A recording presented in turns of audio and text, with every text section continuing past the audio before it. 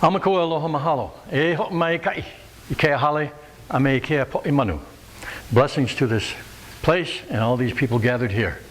Welcome to the Sunday Talk Story of Aloha International.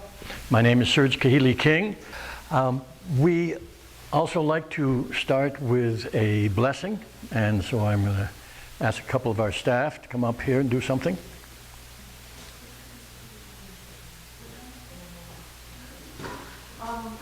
We're just kind of going through our minds because This it's is Mary Monarch Week, and we wanted to bless you with an awareness of some of the things they do behind the scenes. And Laka is the goddess of Huna, and she is something like spirit of all the plants.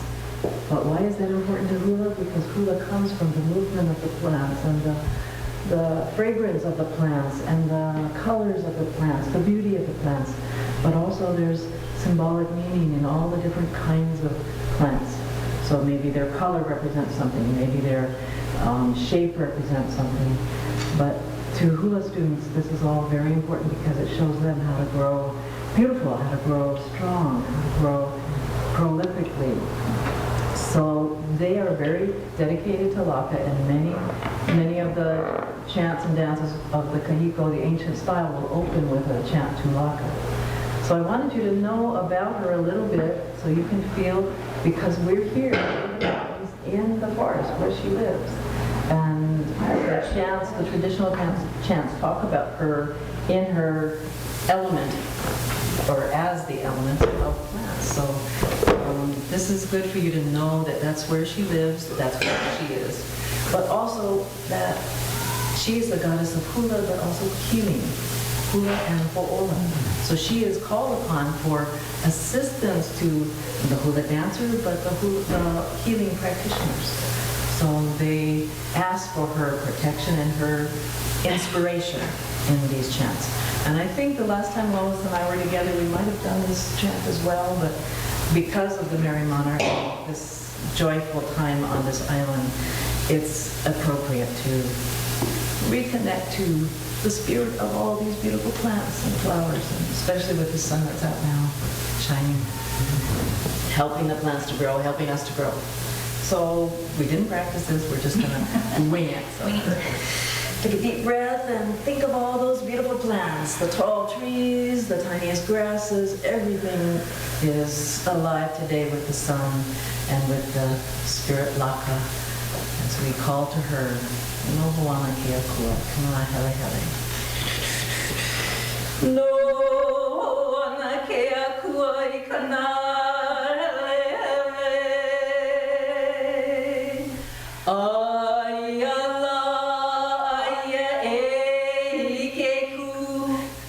I did that wrong. Ike kio hoka wakoko e na kino malu o kana hele hele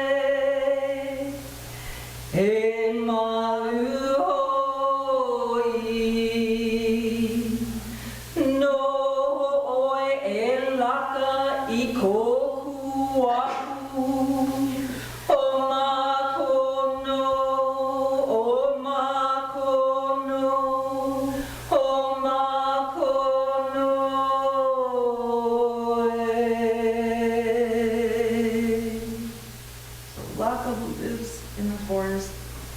Resides in every plant, also reside in us, live and inspire us, is what that says.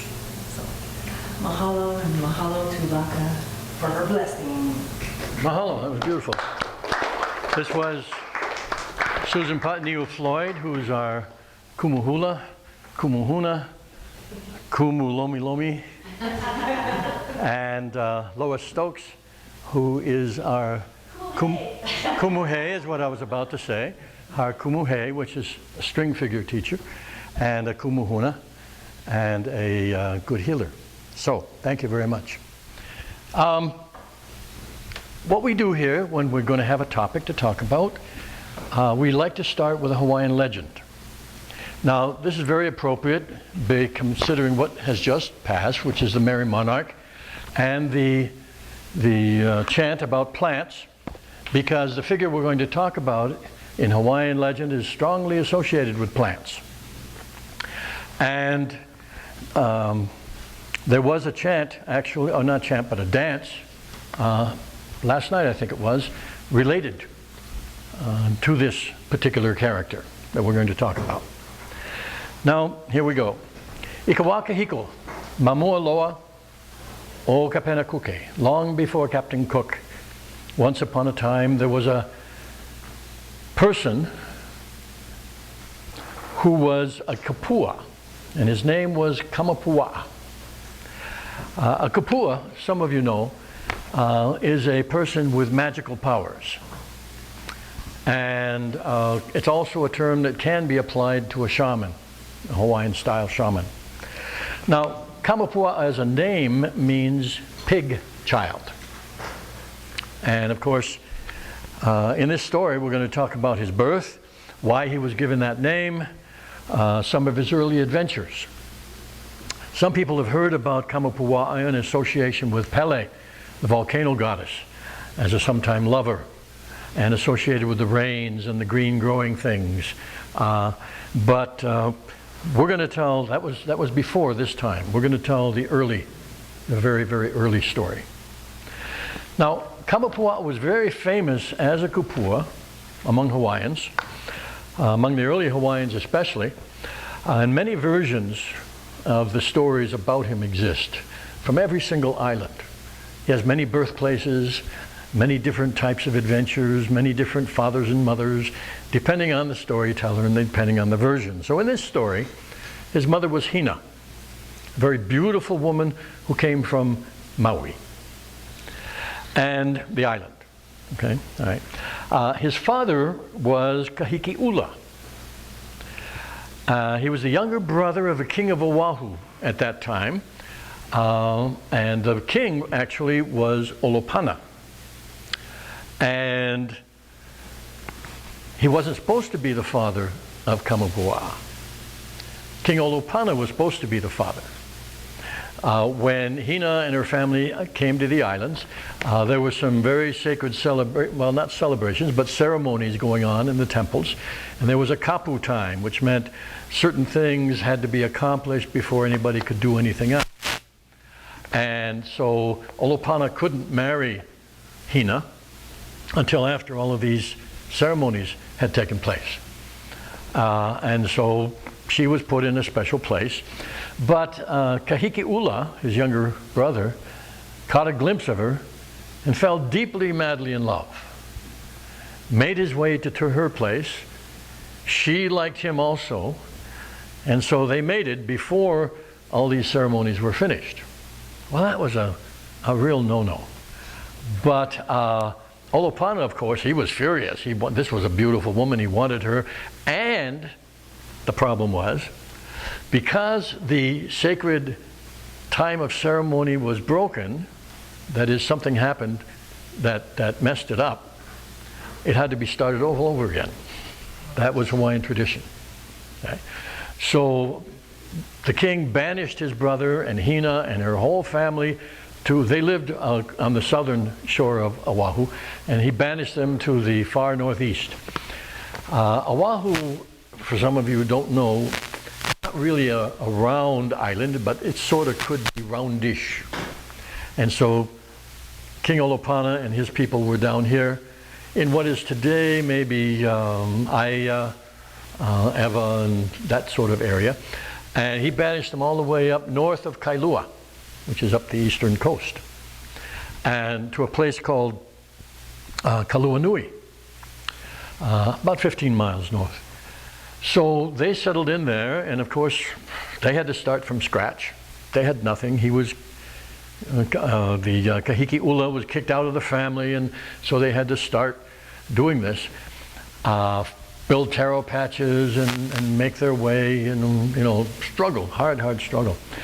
During this time, Hina gave birth to one son, and then she gave birth to another son, and then she gave birth to a rope. A rope. Now, this was a dead giveaway in Hawaiian legends that this child was a kupua. This child had magical properties. And why, a rope, that's something weird. Well, not in Hawaiian, because in Hawaiian, the language, they love word plays on different words. And the word for rope in Hawaiian is kaula. And the word for magic, one of the words for magic is kaula. And they're so similar that the Hawaiians could make a word play on this. So being born as a rope meant he was being born as a magical child. But in the story, they follow the rope thing through, so who wanted a rope? They tossed it away. But also traditional, the grandmother of Hina had come with the family, and the grandmother recognized, she knew what this meant. So she retrieved the rope, and she nurtured it, and she did a chant, which is a name chant. Now, a name chant in Hawaiian, we had a lot of this during the festival. And sometimes you would give a chant that honored somebody's name, and it would honor all the characteristics of that person's name. And some of them are funny, some of them are just profound, some of them are very simple. They usually do name chants for gods and goddesses and chiefs and chiefesses and kings and queens. But she did this name chant for the magical child. And as she did the name chant, to prove it was a kupua, it transformed into all these different forms. This is called kinolau, many bodies. And all the really magical creatures and people that had a lot of power had this ability to transform into these different bodies. So she did the chant to bring out these different forms. First it changed into a little pig. And that's where it got its first name, pig child. Okay. Then it changed into the humu humu nuku nuku apua'a fish. Okay. Which is not nearly as big as the name. Right. Then it changed into a type of grass. And both of these forms became important in later adventures that we're not going to talk about right now. Became a small weed with yellow flowers, and a young kukui tree, and a type of fern, the ama'u fern that you see up here in the volcano area. And so it just did all these forms, and then finally it turned into a human baby. Now, for most of its really, really young life, it kept the human form. So as time went on, Kamapua'a grew into an extremely handsome young man, a very, very powerful, strong young man. And even while he was a little boy, he would help with the taro patches. And so his father would go out and be working away at the taro patch, and the son would say, you go over, a little kid, okay? He'd say, you go over, sit in the shade. I'll take care of this. And the father was so tired, he went, sat down, didn't think the kid would be able to do much, opened his eyes, and the taro patch was all cleared, planted, done. He was that fast and that strong. So this went on for a while until Kamapua'a probably became about 8 or 9, where kids started, kupua kids, start to really look at this almost like superpowers, okay? And as he got that old, I heard the story about how Olopana had chased the family away. And so he was getting very angry that all their hard work and all the way that they had to live had to do with this Olopana guy, because he was mad because Kahiki'ula loved Hina. Well, the kid was figuring out what he was going to do about that. He's going to play some trick on him, because kapuas are also known as tricksters sometimes. So he thought about it, and then he heard that the king was very, very proud of his chickens. He'd raised his chickens, or special kinds of chickens. We would call them today jungle fowl, but the wild ones. But he raised them, and he praised them for their colors and their taste and everything, and he kept them in special pens. So Kamapua'a, one night, turns himself into a little pig and goes running south, finds the pens, sneaks his way in, and just eats all the chickens he wants. And then he leaves in the morning. Wow, the king was going crazy when he found some of his best chickens had been eaten like this, and someone had reported that they'd seen a pig running away. So he put guards up. Didn't matter. Night after night, this pig would sneak its way in past the guards and eat all the chickens. Okay, not all of them, but as much as he could. And then he'd sneak back home. And so, the king finally pulled the guards out and he said, okay, all you guys are going to die unless you find this pig. All right, well, that motivated them. Now, they didn't find the pig because of their special alertness. Sometimes when you have a lot of powers, you take other people for granted and you think they're stupid because they don't have the same abilities that you do. And that's what happened with Kamapua'a. Because the guards weren't any good at keeping him from getting in, but they were very good at tracking him home. And that's where they found him, and he was quickly tied up and carried on a pole back to Olopana. And so Olopana got everything ready, says, okay, this pig is going to die as a sacrifice. And so everything was prepared for that. It would be done the next morning. And so there the pig lied, kind of scared, actually still a young boy. The grandmother, of course, had enough magical powers to know about and had clairvoyant powers, and she knew what was going on. So she sings a chant that Kamapua'a can hear, even though she's way, way up here, okay, way up here, and she sings a chant that Kamapua'a can hear. And it's a name chant again. And what it did this time was not go through all of his forms, it reminded him of his power. So he wiggled and he stretched and he jumped and he broke all the bonds and ran home as fast as he could. Well, King was still upset.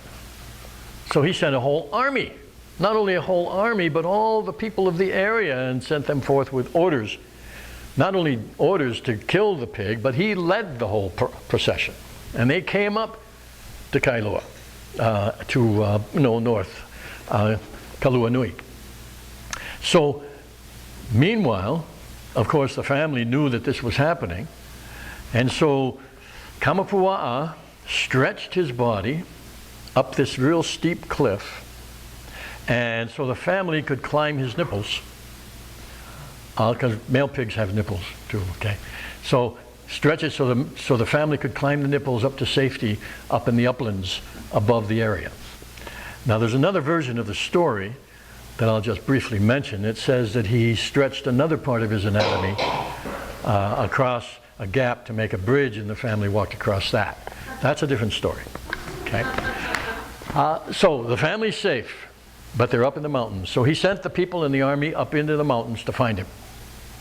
And so Kamapua'a purposely pretended he was asleep, but he slept across the stream.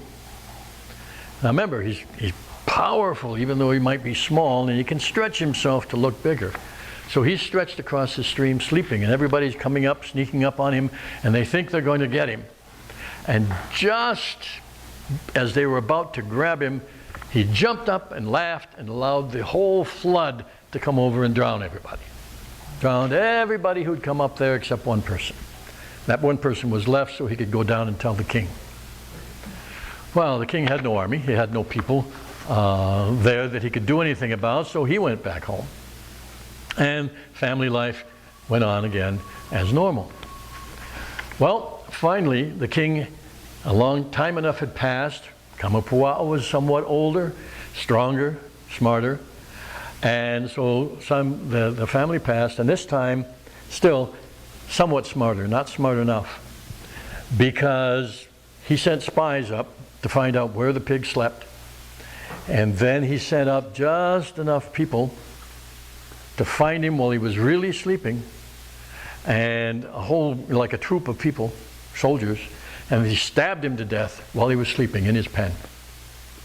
And then they dragged him back down south where they were going to let everybody just tear him apart. And so while he was there, and he was south, and he was dead, and he was ready to be torn apart, here comes the grandmother again. And she chants the chant, reminding him of his powers. And while everybody's looking and getting ready to jump on him, the pig moves. and he wiggles, and he stretches, and he jumps up completely alive again. And off he goes running, all the way back up. Now, the king now has an army. He sent the whole army after him. I have to tell you this. They moved, the family this time, they moved from this area up here all the way over to Waianae Valley, which is on the opposite side, by the ocean, on the opposite side of the island. So that's where they moved. So the king got all his people in Wahiawa, and they went there to, he led them again, and they went there to capture the pig again. Lots more people. So Kamapua had had enough of this. And so he leaped among the people and ate them all. Ate them, remember, he's a lot bigger now. Okay? He ate all the people, he even ate Olopana. And there was no more threat from that source. And then the whole family went back up here to Kaluanui and lived a happy life for a number of years until Kamapua finally got adventurous and finally got, this was a dull life, and decided to go off. And they say he went off from here and took his canoe and went all the way to the pillars of the pillars of Kahiki. Now, this is a kind of a stock phrase in Hawaiian legends, and the pillars of Kahiki really means over the horizon in some direction. It doesn't say where. Today, they usually equate Kahiki with Tahiti, but in former days, Kahiki really means over the horizon. So you have no idea. It could even be outer space. You have no idea where. But that's where he went on his next adventures, and maybe someday we'll talk about those. So,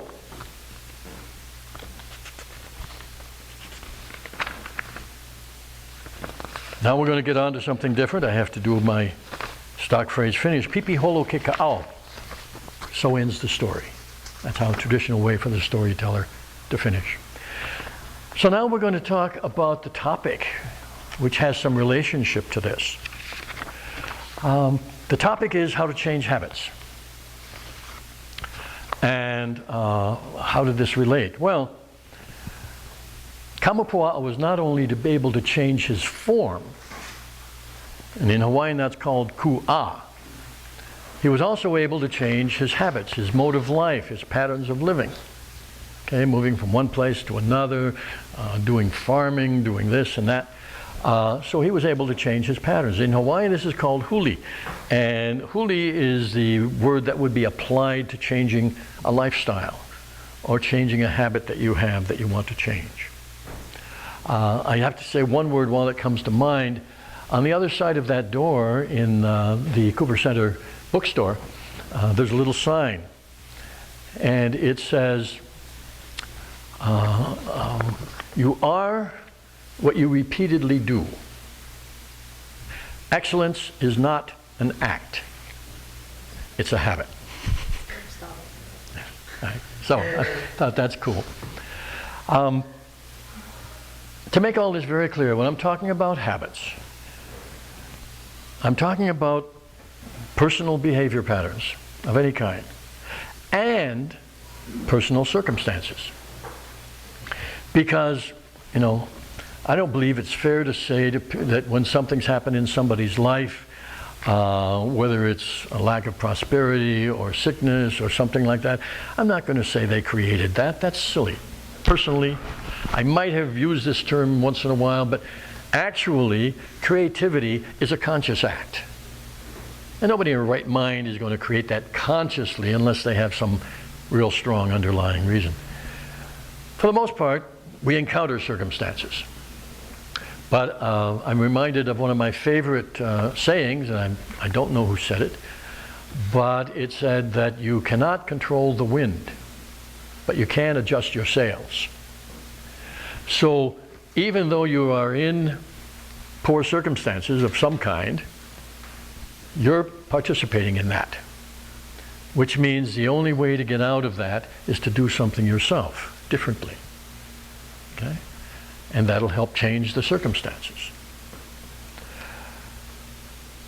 The solution, of course, like a lot of people do, the solution is not to blame other people for your circumstances. or even your personal patterns. Well, you know, this is because of my mother, or this is because of what my father did, or this is because of all the people in my office who are so bad. That gets you absolutely nowhere, okay? Because you can't change anything if you get into that mode of thinking.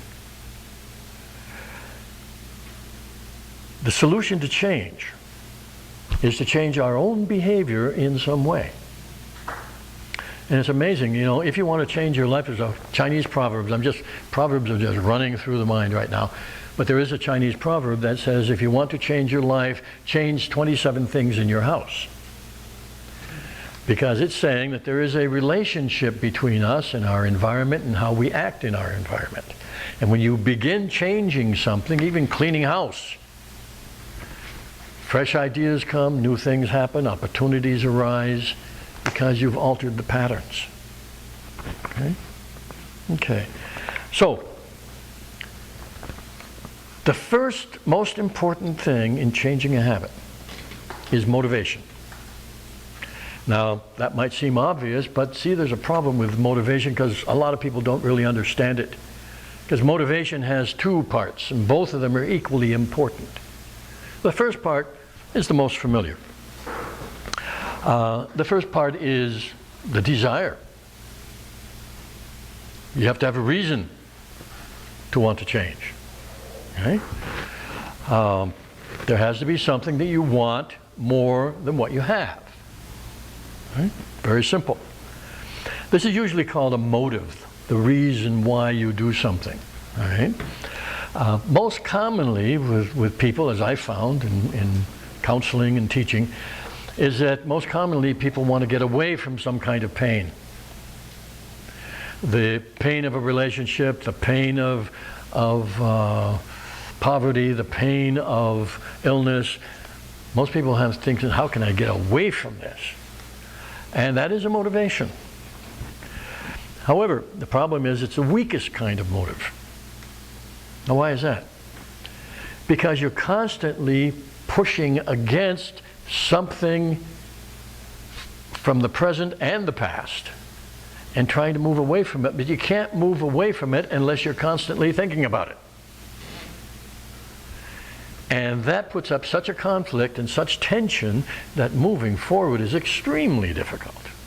Not impossible, but takes an awful lot more energy to move away from something bad than it does to move toward something good. Because then your whole body, your mind, all the parts of your spirit even helps you move when that's your motive. Okay. So the assumption I'm making now is that you have a habit or a habitual situation, or at least when you know someone who does, that you want to change. So first you've got to think about what you'd like to have instead of what you do have. And then you want to think about the benefits of having something better. Not just having something better, the benefits of having something better. And if you do that, pela no. That's a nice Hawaiian phrase that means voila. Okay, there you have it. Okay, you've got a motive if you do that. I was just got an email from a good friend, and she was saying, I'm trying to figure out what I want to do. Well, that's going to take forever. Okay, because you've got doubt filled in that, which we'll talk about later, all over the place. So I told her, you don't try to figure out what you're going to do, what you want to do. You decide. That's the only way to get things started. You decide what you want to do. Now, people have so much doubt, but we'll talk about doubt in a little bit. But you got to do that. Okay? We're still talking about the first half. The second part of motivation comes from the other meaning of motivation, which is action. You can have the best reasons in the world and the strongest desire imaginable, and nothing will happen until you act. There was one time I was teaching self-hypnosis, but I had a hypnosis clinic, hypnotherapy clinic. And I remember this one woman that I was teaching, 2 training, actually, is what it was. She, big problem with meeting people. She was in business, she had to go to these meetings, and she had a real terrible trouble, going up and introducing herself or saying anything to anybody. So we went through some really good hypnosis and self-hypnosis techniques and prepare her for this. And she came back the next week, and she said, didn't work. I said, what do you mean it didn't work? She said, nothing happened. I said, did you go up and talk to anybody? Well, no. Sorry, I can't help you. If you can't make that step, nothing is going to work. Right? So, doesn't matter how positive or worthy the motive is, nothing happens to change in the way of taking action. If you want to stop smoking, you do whatever it takes to help you stop smoking, and then at some point, you stop. Right? If you want to have better relationships, you learn all there is about better relationships and how they work, and then you start practicing that. Right? Better relationships can mean getting along with the person you're with, or finally realizing that's not going to work. That's an individual thing. But you got to learn something, and then you got to do something. If being unsuccessful seems to be a habit, you have to learn all you can about successful people and do what successful people do. One of the biggest markets out there for book selling is self-help books and self-help seminars. And I've written some, and I've done that kind of seminar. And the most amazing thing is, so many people think that reading the book or attending the seminar will magically transform their life. And so they leave it all happy and go home, and nothing seems different, so they go to another seminar or buy another self-book. And they have these libraries. That's why these things keep selling year after year after year. All the techniques are out there. You can give them different wording and dress them up a little bit, but they're all out there. But people don't practice them, they're not going to get any results. The same is true of being unhappy. If unhappiness is a habit, you're going to have to study happiness. You're going to find out what happiness is all about, how happy people think, and start doing and thinking and acting the way they do. Okay? Someone just asked me about how can I have joy in my life every day. Well, I'm going to give you the quick and easy answer. It's real simple, folks. Good heavens. Okay? First of all, you don't criticize anything. You don't compare anything. Those two things will make you so happy. Okay? But in addition to that, if you want to be even happier, then you praise a lot of good, and you trust yourself, and you expect the best. There you have it. You can have joy in your life every day. It's only when we forget and we start to criticize or we start to compare, not ourselves to other people, today to yesterday, to whatever. That's what brings up unhappiness. Well, okay, that was free. Okay. All right. Whoops. Don't tell me. How interesting. Okay. Well, that means I have to wing it. Okay. The next 2 pages didn't print, so that's okay. I've got this stuff in there. I live it. Okay. So now we've talked about motivation. And the next thing after motivation is, once you've got motivation started, the next thing after that is concentration. You've got to concentrate on doing, being, having, thinking in terms of what you want, of what your desire is, of what your motive is. Okay? You got to concentrate on it. Now that's real tough. This is the toughest part right here, because it's so easy to get distracted. And it's so, easy to lose your concentration, especially when what you're doing is different from what you've done. See, new habits are very uncomfortable. It's a new pattern, and you haven't learned it yet, you're not used to it, and anytime you start a new pattern of anything, there's surprises. Whoa, how'd that happen? I didn't expect that, and all this kind of stuff. And that's uncomfortable. Old habits, even bad ones, are comfortable. You know how to do them very well. You don't have to think about it. Okay? Even though it's causing consequences you don't like, still it's familiar. It's easy to do. There's no surprises. So that's why so many people fall back, because it gets uncomfortable to change. This is why you concentrate not just on the motive, but you concentrate on the benefits of what you want. That's a real big secret that so many people don't even ever learn. Not the motive. You're not trying to make that the best thing. This is a good motive. No, no, no. What does it do for you? What do you expect out of it? How are you going to feel? How are you going to be able to live? What are you going to be able to do? What are the benefits? Now, you can use imagination for this. That's always a good one, to keep you reminded. You can use whatever else you can find to keep you reminded of why you're doing what you're doing, and you're not doing it for the desire, you're doing it for the benefits. Otherwise, there's no point. Okay? But you need to do a lot of different things to keep you reminded of why you're doing what you're doing to make this change. Okay? So concentration is the tough part. But that's necessary in order to establish a habit. Okay? Because you got to just keep doing it until it is a habit. And then when it's a habit, you don't have to think about it anymore. I did this with French when I was in Africa. Really, I had to study French. I had to learn it, because I was put in charge of a big program in West Africa long before I expected to be put in charge. So I was plunged. I had to deal with contracts. I had to deal with all kinds of people speaking French. And so at first I made a great silly area. First, to make it easier, I just said yes to everything. Boy, did I get me in trouble. I got my organization in trouble. So I switched over and I said no to everything. Then everybody had to stop and sit down and explain. Okay? So that worked.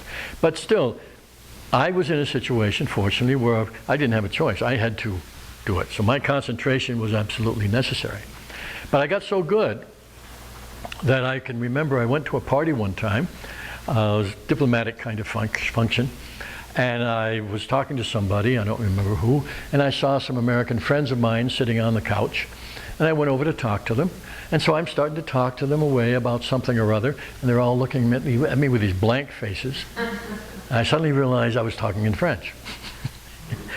I totally, it felt so natural to me and so easy to do that I was speaking in French and I didn't shift for them. They had no clue. Okay. So I knew it was a habit by then. Okay, no problem. The next thing, when we're trying to establish a good habit, if we can get through the concentration hurdle, then is confidence. Now, the big problem with confidence, part of this, is doubt, of course. But the big problem with doubt is people begin to think that if doubt comes up, they've failed. Okay? If I'm really confident, how can I have any doubts? Oh, what am I doing? Crash and fall. Okay? Doubts are not important. It doesn't matter whether doubts come up. That's natural. When you are moving and making a change, and it's a significant change in your life, all the possible doubts are going to come up. It's like your subconscious is saying, well, what about this? What are you going to do about that? What about this? How are we going to deal with this? And all it's doing is waiting for your instruction. There's no such thing as self-sabotage. There's people quit. Okay? All your subconscious is telling you what's in the way. And that's a good thing, because it's bringing up what you have to deal with, what you have to resolve. So don't be afraid of doubting. Okay? Don't be afraid of doubts. You can ignore them, which actually becomes a good skill after a while. Okay? You can chase them away. You can deal with them and resolve them as they come up. But don't fight them. And don't see them as a sign, don't see them as a sign of not making it, see them as a sign of progress. Because if you keep doing the same old thing, you're not going to have doubts about what you're doing. You may have doubts about whether it's a good thing, but about doing it, no, there won't be any. But when you start to change, the doubts are a sign that you're pushing against something and unraveling an old pattern, and that's a good thing. So none of this is easy necessarily, okay? But a wise old man once said that if you want to change your life, you have to change your life. Okay? All right. Pau ka'olelo. It's another phrase. The tale is ended. Do we have any questions or comments about any of this? Yes? Was something happening that would seem to make you're going in the opposite direction than you want to go? Would that be like a doubt? Would that be just like another message? Well, it's another message. It's, sometimes when you're really making dramatic changes that are very different, don't count the backward steps. Count the forward ones. And here you brought up another thing that's very important. This really helps if you decide that baby steps are equally as important as giant steps. So if you don't change overnight, you don't change in a week, you don't change in the 30 days that the book says you can, baby steps are just as important because they're movement. Right? You fall back, you tumble back down. There was a song, I don't remember all of it, but what I do remember about it, because I remembered it when I had to one time, was I picked myself up, pulled myself up, got started again, something like that. Okay? That's what you do. As long as the change remains important enough to keep moving toward. And only you can decide that, and only you can decide it's important. Right? Okay. Anything else? Yes? How about, you were talking about confidence. How about the difficulty of feeling good about oneself? We change things because we don't feel right, we don't feel good about ourselves, and we're desperately trying to find a way to feel good about ourselves. You want the fast way or the slow way? The fast way, of course. Oh, okay. Feel good about yourself. In other words, don't allow any thought that's different. You can't feel bad about yourself unless you're criticizing or comparing. That's the only way you can feel bad about yourself, because bad in relation to what? Even if you're comparing it to what you want to be. Okay? All right, so how do I become what I want to be? Right? So, the fast solution is just decide to feel good about yourself and do it. Not just decide, do it. Okay? It's a new habit. So you're going to have all those other things come up that we talked about. Okay? Because even feeling good about yourself is or isn't a habit. Okay? It's not an act. Okay? Now, the slow way is to engage in something that you feel is so worthy that it makes you a worthy person. But then the trick is, don't doubt that. You're almost back at the same place, but it just takes longer. Okay? All right. Yes? Sometimes we start habits and we start believing that we've built up a confidence that I believe sometimes, I know for myself, it provides me with like the opportunity to want to share and help people kind of see what it is I'm doing.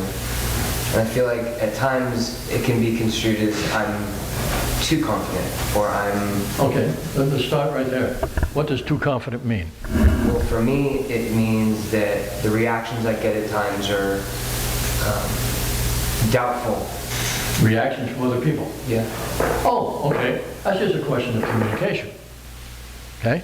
That's not being too confident. Other people might call it that. But what it is, you got to learn how to communicate. So that's again another learning process. This is how I feel. How can I communicate that in a way that doesn't produce this reaction? And I guess there's an in-depth question here, which is that at times I feel like if I'm spending a lot of time concentrating on the actions of being humble, of being able to portray all of the righteous behaviors I feel lead to this confidence that I've developed, I'm still caught with when there are people who I assume are friends and they have that ability to try and knock you down in ways, like you said, believing that their strength is in maybe telling you aren't doing this right. Sure. It becomes complicated. The only question I have is that how do we find the strength not to really give them that power and to take away our confidence? You don't give them that power. We're almost coming back to the same thing. You see, giving them the power is a decision you make, and if you realize, if you catch yourself, oh my God, he said this about me. Whoa, wait, hold it. Let's look at this clearly. I give that person permission to have his opinion about anything. About me, about life, about whatever. And this is what I'm going to do. Okay? Now again, learning how to communicate better. You have to... Acting confident in the ways that you feel are appropriate is sometimes necessary to build the habit of being that way, sure. But then how we do it in relation to others becomes a skill too. Some people feel, this is a natural thing. How many people here have ever, well, let's make it a simple thing. How many people have ever decided to go on a diet and lose weight, and up to that point you've been encouraged by family and friends, and as soon as you do it, people are giving you cakes and pastries and sugary treats, right? It's because, and so I'm going to get a little esoteric here, okay? It's because they feel subconsciously threatened because you're not the same person anymore. They don't know how to fit you into their habit patterns. And it's not trying to keep you down, it's trying to make themselves comfortable. Because who is this new guy who, I don't know how to act, I don't know what to say, I mean, what do I do? You can't do that, okay? Oh, and then he goes back, and, wow, thank gosh, okay? No, see, they're doing it because they're uncomfortable. Now, here's the esoteric part. People ask me whether I teach telepathy. No, I don't. I teach people how to use it. It's a given. All right? We're all communicating at a number of different levels, rarely consciously, but we're all communicating or we couldn't survive in this world. We can make use of that purposefully. If you are going to make a change in your life, sit down, get quiet, think of all the people you know who are in your immediate environment or may be in some way affected by these changes, and in your mind have a talk with them. Now this might require a little bit of thinking, but to the degree possible you want to let them know what the benefits are for them to have you change. Okay? And the better you know the people, the better. It can't be benefits that you think are good. The benefits that you think they might think are good, depending on how well you know them or in some very general human behavior patterns. Okay? That is a tremendous help. So the last part of the question is I notice that when I take into those habits that become really the things that provide me with the most confidence, that just keep me really moving forward and always keeping my thoughts in that positive state, I notice it draws me back into myself. A lot of times I spend a lot more time really just working on me, meditating in that way, or not really questioning the time I spend with others as much. Sure. But okay. Well, here's a solution if you want it. Okay. What are you going to do with that great confidence of yours? You talked about sharing. Make sharing it, what you've learned and what you know, a part of your being a confident person in this lifetime. And if that becomes a part of it, then it's not going to draw yourself into yourself. Because you're going to be thinking about and acting in ways that help share this. Right? So just bring them into your process. And it doesn't have to be specific people. Okay? Yes? I wanted to say something because what I've been experiencing is separating the behavior from the identity of the person because I see that happening a lot, and I could give a very simple example. I know for me, a lot of it has to do with the language, and we forget the language. We used to talk about someone being in a bad mood, and that was acceptable. I'm going to say a bad word. But if somebody's in a bitchy mood, all of a sudden they are a bitch. Yes, that's right. And so I really have been working with that one a lot. I don't know whether that helps or not, but No, separate the behaviors. You're absolutely not right. The person. When you begin to identify with an emotion, you're kind of stuck. Even the words, and I know the language supports this, but even the words like "I am angry," that's an identification. Okay? If you could remember to change it to "I'm feeling angry," that's more accurate. Because moods and emotions change and shift and go and come and flow like the tide sometimes. They are not you. So this was a very good statement that you made. Okay? Yes? I have to say something that your conversation and your answer has helped me really. I know a lot of stuff, and I teach a lot of good stuff, but practicing it gets better and better. I have other teachers in Europe who have, because of wherever they're at, looked at my presence as a threat, I guess. And so emails have gone around saying, oh, she never studied with this teacher she says she studied with. And I had a hard time not responding to that because it was sent to all my students in this part of the world. But I know this is not going to help. I don't want to put attention on what's the problem. I want to put it on the solution. So I didn't do that. But what I said is I want to help them. They're in a place where they need healing. So I said I'd pray for them. But what does that mean? And what you said today is confidence. You have a lot of confidence and other people are intimidated or whatever.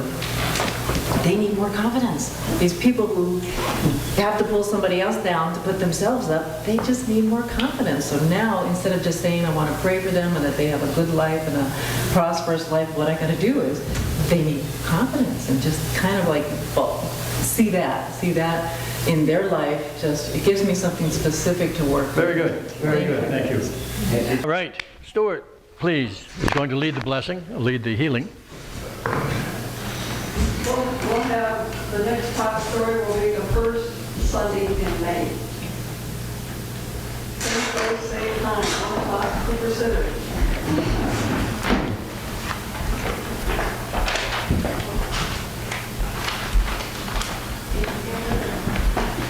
Aloha, everybody. Everybody have a piece of nature? Okay. All right, good. I invite you to just take a moment to look it over, to look at its details. Mine says relaxation. I'm not sure how that came about, but it looks like my handwriting. At any rate, just pay attention and enjoy the feeling of touching it, its weight, and its sensuality.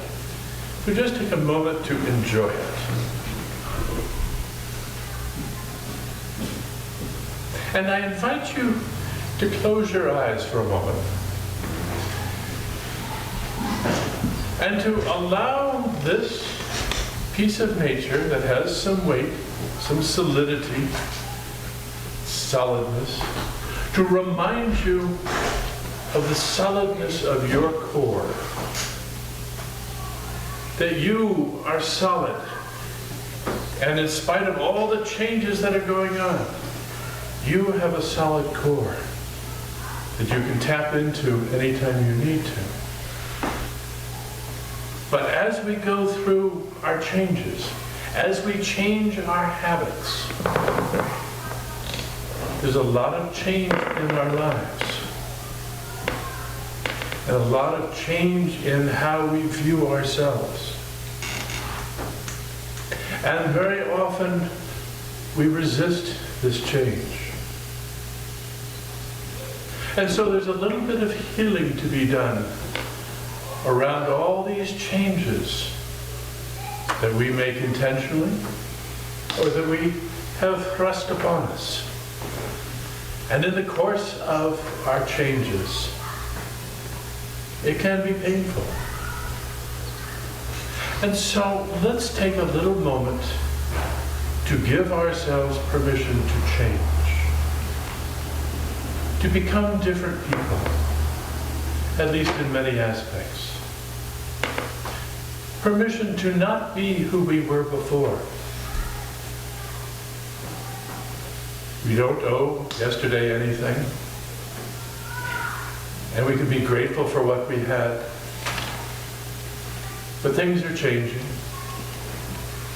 and it's so much easier on our lives if we can accept that things are changing. So much easier when we say thank you, things are changing, and now I look forward to the new pleasures to be enjoyed. And we can heal from all those aspects of the change by simply being grateful for what we had and being open to the new adventure, whatever it is. It'll be different. It's always different. There's always change. But the enjoyment of life, the love of life, can go on in the new circumstances as it did in the past. So let's heal all those resistances to our changes, whatever they may be. Bless them, and bless the future and all the new joys that are yet to come. And when you come back into this room and open your eyes, before you put this piece of nature back in the basket, give it a little bit of your breath, so that your loving energy, your healing energy, can be there in the basket for others to enjoy. Mahalo. Mahalo.